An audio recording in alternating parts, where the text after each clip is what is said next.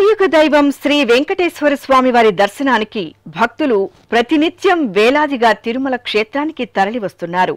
వేసవి నేపథ్యంలో రోజు 80,000 నుండి 95,000 మంది భక్తులకు టీటీడీ శ్రీవారి దర్శనం కల్పిస్తోంది.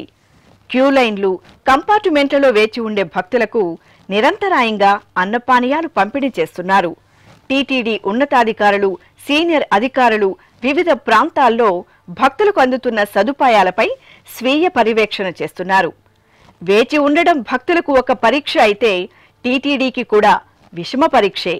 ఆ పరీక్షల్లో అప్పుడప్పుడు అసహనానికి గురయ్యే కొంతమంది భక్తుల మనోభావాలను గమనించి అందుకు అనుగుణంగా టీటీడీ ఏర్పాట్లు చేస్తోంది.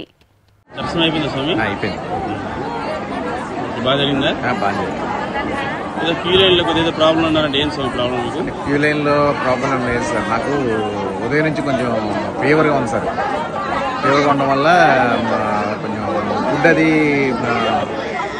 అన్నీ పెట్టారండి. నాకు ఫీవర్గా ఉండడం వల్ల ఈ సాంబార్ అన్న అది నేను కొంచెం తినడానికి తినలేక ఏదైనా పాలు కానీ అన్న ఉంటాయేమని చూస్తానండి. చివరికి వచ్చేసరికి నాకు పాలు కూడా వచ్చినాయండి, తాగాను.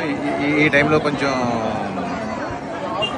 నాకున్న ప్రిస్టేషన్లో కొంచెం ఉదయం నుంచి ఫీవర్గా ఉండడం వల్ల ఏ టైంకి దర్శనం అవుతుందో అని చెప్పేసి లోపల ఉండిపోవడం వల్ల నేను కొంచెం ప్రిస్టేషన్ అయ్యి ఇలా కొంచెం ఈ పాలు లేవు అని చెప్పేసి చెప్పాను. తర్వాత చూస్తే అందరికీ అందినండి పాలు కానీ ఫుడ్ కానీ 2 రకాల ఫుడ్ కానీ అందరికీ అందినండి చెప్పేసి చూశానండి. కొంచెం ఈ ఫీవర్గా ఉండడం వల్ల ప్రిస్టేషన్లో ఉండి నేను కొంచెం తప్పుగా మాట్లాడడం జరిగింది.